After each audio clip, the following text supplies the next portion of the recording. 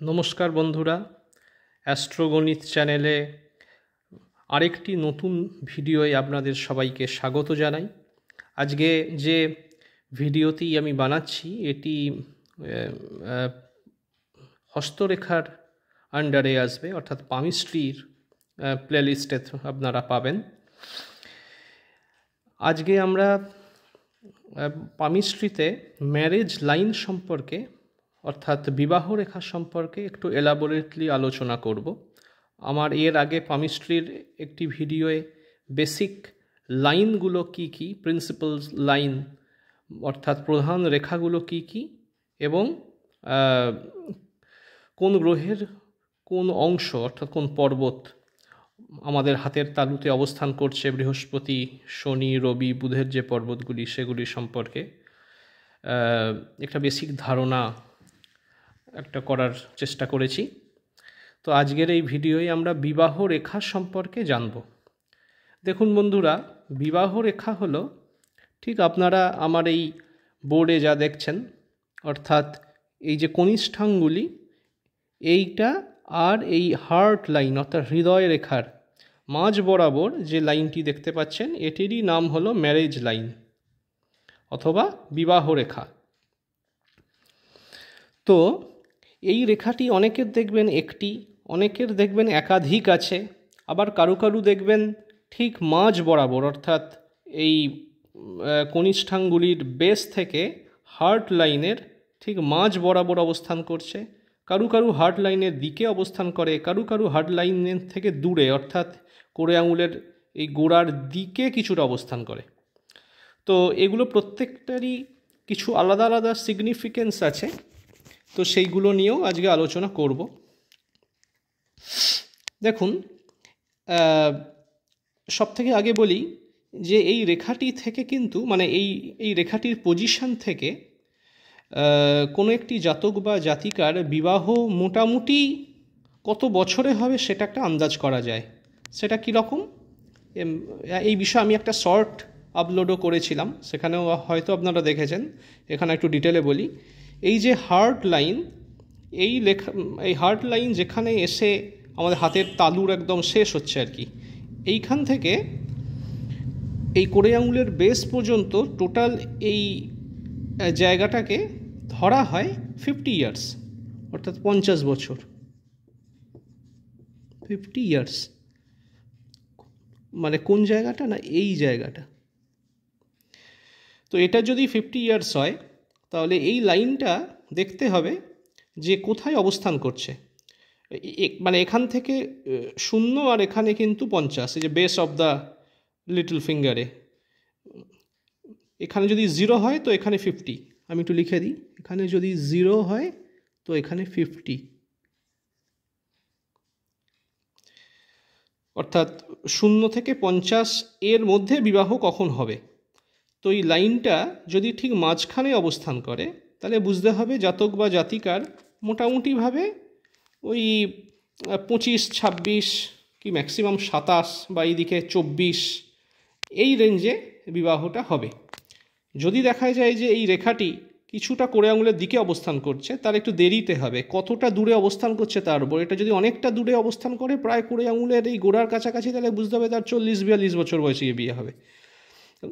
যদি অতটা না গিয়ে একটু ওপরে ওঠা থাকে তাহলে বুঝতে হবে ওই 29, 30, 31 বছর বয়সে বিয়ে হবে। তেমনি লাইনটা যদি একটু নিচের দিকে থাকে অর্থাৎ এই হৃদয় রেখার দিকে থাকে তাহলে বুঝতে হবে যে তার বিবাহটা একটু পূর্বে হয়ে যাবে, মানে ওই ধরে নিন 21-22। হ্যাঁ, কারু কারু দেখবেন অনেক তাড়াতাড়ি বিয়ে হয়। তো সেই সম্পর্কে একটা আন্দাজ এখান থেকে পাওয়া যায় কিন্তু। আচ্ছা, আরেকটা জিনিস বলি, এইটা তো গেল খালি সময়ের ব্যাপারটা, এটাকে আমি মুছে দিই, এবার এটাকে মুছে দিলাম। এবারে লাইন দেখবেন অনেকের আবার একটা আছে, অনেকের দেখবেন একাধিক আছে। তো এইগুলোর কি মিনিং? দেখুন, এই ব্যাপারে একটা ভ্রান্ত ধারণা আছে যে এই লাইন নাকি একাধিক হওয়া মানে একাধিক বিবাহ, কিন্তু এটা কিন্তু কথাটা ঠিক নয়। কারণ এরকম লাইন অনেকেরই এরকম দুটো পাওয়া যায়।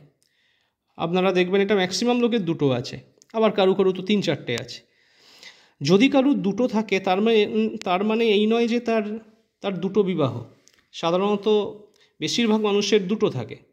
এটার অর্থ হলো বিবাহের পূর্বে তাদের কিছু জীবনে কিছু রিলেশনশিপ আছে, তো সেই সমস্ত রিলেশনশিপগুলো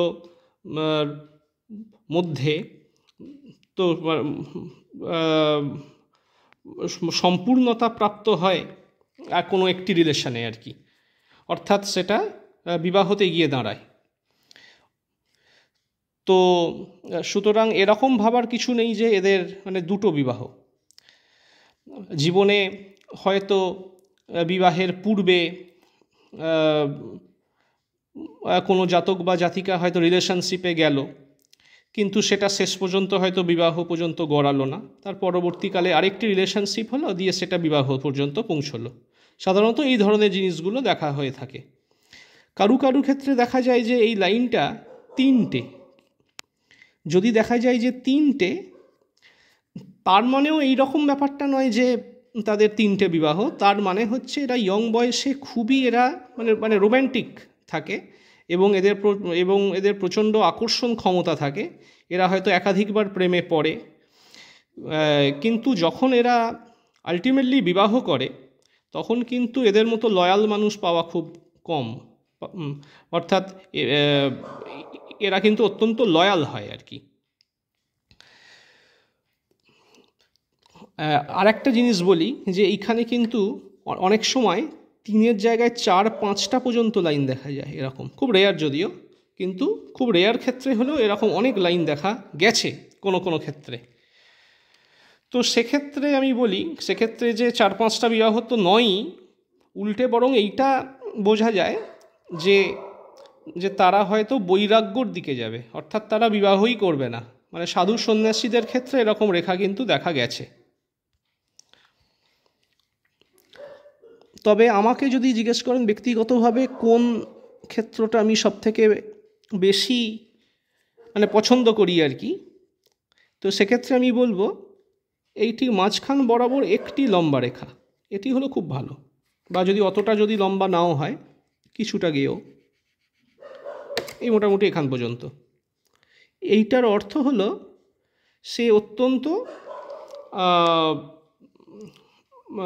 মানে মানে সমস্ত দিকেই সে কিন্তু একটা ব্যালেন্স করে চলে এবং তার জীবনে যেরকম সঙ্গী সে চেয়েছিল, অর্থাৎ ঠিক যতটা ওয়েলদি, যতটা সুন্দরী, যতটা তার ঠিক নিজের মতো আর কি চেয়েছিল, ঠিক সেই রকমই সে জীবনে পাবে।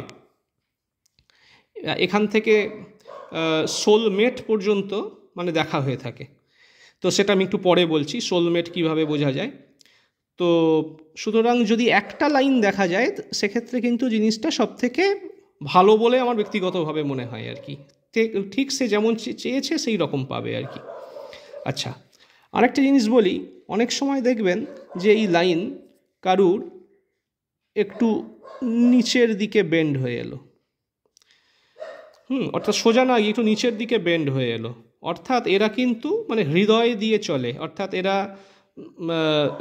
এদের লাভ ম্যারেজ হওয়ার সম্ভাবনাটাই ম্যাক্সিমাম এবং এরা খুবই প্রেমে পড়ে, প্রচণ্ড আবেগশীল এবং এদের আলটিমেটলি প্রেম বিবাহই হয়, অর্থাৎ এরা কিন্তু ইমোশন থেকে এদের কিন্তু বিবাহটা হয়। এবং এখানে কোনো রকমভাবেই কোনো রকম এরকম কোনো ব্যাপার থাকে না যে এদেরকে জোর করে বিবাহ দিয়ে দেওয়া হলো বা এরা সব কিছু দেখে শুনে সব কিছু ব্যালেন্স করে তারপর বিয়ে করলো, এরকম মোটেও না। এরা কিন্তু প্রচণ্ড ইমোশনাল হয়ে নিজের আবেগের বশবর্তী হয়ে তখন বিয়েটা এরা করে। আবার কারু কারু দেখা গেছে যে এই লাইনটা গিয়ে একটু ওপর দিকে উঠে গেল, অর্থাৎ এই বুধের ক্ষেত্রের দিকেই উঠে গেল আর কি। তো যদি এরকম কারু হয় তো সেক্ষেত্রে কিন্তু জানতে হবে যে এরা খুবই বুদ্ধিদীপ্ত এবং এদের ক্ষেত্রে সামাজিকভাবে বিয়ে করাটা দরকার বলেই এরা বিয়ে করছে, কারণ এরা জানে যে বৃদ্ধ বয়সে গিয়ে দেখার কেউ থাকবে না, তখন বাচ্চারা বড় হয়ে দেখবে বা স্ত্রী হোক বা স্বামী হোক দেখবে না, কারণ এরা কিন্তু এরা মোটামুটি একা চলতেই ভালোবাসে। তো এরা যে খুব ইমোশনাল হয়ে বিয়ে করে তা মোটেও না, এরা বরং অনেক কিছু চিন্তা ভাবনা করে বিয়েটা করে, অর্থাৎ এখানে কিন্তু বুদ্ধির ব্যাপারটা চলে আসছে রাদার দ্যান ইমোশন। আচ্ছা, আরেকটা জিনিস বলি, এই লাইনটা অনেকের দেখবেন এরকম গিয়ে একটু গোল মতো এখানে একটা বিন্দুর মতো হয়েছে দিয়ে গেছে, এটা কিন্তু শুভ নয়, এটা কিন্তু অশুভ লক্ষণ এর মধ্যে থাকছে, অর্থাৎ হচ্ছে বিবাহের মধ্যে অশুভত্ব প্রকাশ পেল। অথবা দেখবেন এই যে বিবাহ রেখাটা গেছে এখানে মাঝখানে কালো তিল আছে, এটার মানেও কিন্তু ব্যাপারটা একটু অশুভ হয়ে গেল আর কি। বা দেখবেন যে এরকম কোনো নোড নেই, বাট বিবাহ রেখাটা গেছে মাঝখানে অনেক কাট, এই কাট মানেও কিন্তু সেটা অশুভ হয়ে গেল, অর্থাৎ খুব ঝগড়া ঝামেলা অশান্তি থাকবে বিবাহে।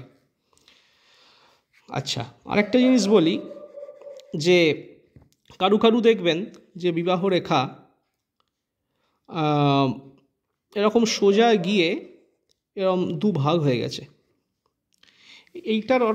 এটার অর্থ হলো বিবাহের পরে একটু মনোমালিন্যের জায়গা আসতে পারে, অর্থাৎ এ চাইবে এক, ও চাইবে আর এক। এটা হয়তো বিবাহের প্রথমে থাকবে না, কিন্তু বিবাহ যত গড়াবে তত এটা হতে পারে। তো মানে সেক্ষেত্রে এটা যে সবসময় যে একদম ডিভোর্সে গিয়ে দাঁড়ায় তা নয়, কিন্তু এইটা থাকলে একটু মনোমালিন্য ঝামেলা বিবাহিত জীবনে দেখা যায়। সেক্ষেত্রে পারিপার্শ্বিক যারা আছেন, অর্থাৎ পরিবারের বাকি লোকরা যারা আছে তাদের এটাকে সামলাতে হয় আর কি, বা তারা যদি ঠিকঠাক ম্যানেজ করতে পারে তাহলে এটা কিন্তু আর ডিভোর্স পর্যন্ত গড়ায় না, না হলে অনেক ক্ষেত্রে এমতো অবস্থায় ডিভোর্স হয়ে যায়। আরেকটা জিনিস বলি, এইটা সবথেকে ইন্টারেস্টিং, কারু কারু দেখবেন যে দুভাগ হয়ে অর্থাৎ দুটো লাইন এসে জুড়ে এক হয়ে গেছে। এটার অর্থ হলো বিবাহের প্রথম দিকে বেশ অশান্তি থাকবে, মতানৈক্য থাকবে, কিন্তু 2-3 কি ম্যাক্সিমাম 4 বছর পরে গিয়ে দেখা যাবে যে ঠিক তারা স্বামী স্ত্রী ঠিক কিন্তু ব্যাপারটা ম্যানেজ করে নিয়ে তারা কিন্তু ঝগড়া ঝামেলাটাকে এড়িয়ে সুন্দর জীবনযাপন করছে। অর্থাৎ প্রথম দিকে লোকে ভাববে যে এরা কি করে সংসার করবে, এত ঝগড়া ঝামেলা অশান্তি, অথচ পরে গিয়ে তারাই অবাক হয়ে দেখবে যে না, এরা তো কি সুন্দর সংসার করছে। অর্থাৎ এই জিনিসগুলো কিন্তু হয়ে থাকে। আর একটা জিনিস বলি যে ওই যে বলছিলাম সোলমেট কি করে খুঁজবেন, হ্যাঁ এখানে আমরা অবভিয়াসলি আপনি তো আর প্রত্যেকের হাত দেখে দেখে বেরাবেন না, কিন্তু যার সঙ্গে আপনি রিলেশনশিপে আছেন তার সঙ্গে আপনি এটা চেক করে দেখতে পারেন যে এই হার্ট লাইনের মিল পাবেন। আপনার যেটা মানে কার্মিক হাত, অর্থাৎ যদি ডান হাতি হন তো ডান হাত, এবং আপনার পার্টনার বা আপনার স্পাউসের ক্ষেত্রে বা আপনার যে মানে ফিয়ন্সি তার যদি দেখেন যে তার যে অ্যাক্টিভ হ্যান্ড, তার যে হার্ট লাইন, সেই দুটো লাইনের মধ্যে অর্থাৎ আপনার হার্ট লাইন আর ওনার হার্ট লাইনের মধ্যে যদি মিল পাওয়া যায়, অর্থাৎ অনেকটা সিমিলারিটি থাকে, তাহলে কিন্তু বুঝতে হবে যে মনের মিল আছে, এবং এইভাবে অনেক সময় সোলমেটের খোঁজও পাওয়া যায়। এটা আপনারা চেক করে দেখতে পারলেন আপনাদের বাবা মা বা আপনাদের দাদু ঠাকুমাদের মধ্যেও ম্যাক্সিমাম ক্ষেত্রেই মিল পাবেন। তো এই ছিল আজকের ম্যারেজ লাইন বা বিবাহ রেখা সম্পর্কে একটা সংক্ষিপ্ত বিবরণ। যদি আপনাদের এই ভিডিওটা ভালো লেগে থাকে দয়া করে আপনারা লাইক শেয়ার কমেন্ট করবেন। আপনাদের কিছু জিজ্ঞাসা থাকলেও আপনারা কমেন্টে তা জিজ্ঞেস করতে পারেন। আর হ্যাঁ, অবশ্যই এই ধরনের ভিডিও ভবিষ্যতে আরও পাওয়ার জন্য আমার এই অ্যাস্ট্রোগণিত চ্যানেলটিকে সাবস্ক্রাইব করে বেল নোটিফিকেশানটি অন করে দেবেন। এরপরে আরও মানে কিছু কেন অনেকই ইন্টারেস্টিং ভিডিও আসবে, পামিস্ট্রি, নিউমেরোলজি, হরোস্কোপ, প্রত্যেকটা লাইনে, এমনকি কিছু ওই প্রতিকারের বিষয়েও, সেটা বিশেষ করে পূজা সম্বন্ধীয়। তো সেই সব ভিডিওগুলো দেখার জন্য দয়া করে আমার এই চ্যানেলের সঙ্গে জুড়ে থাকবেন। আপনাদের সবার শরীর যাতে ভালো থাকে তার জন্য আমি ঠাকুরের কাছে প্রার্থনা করি। সবাই ভালো থাকবেন। জয় হিন্দ।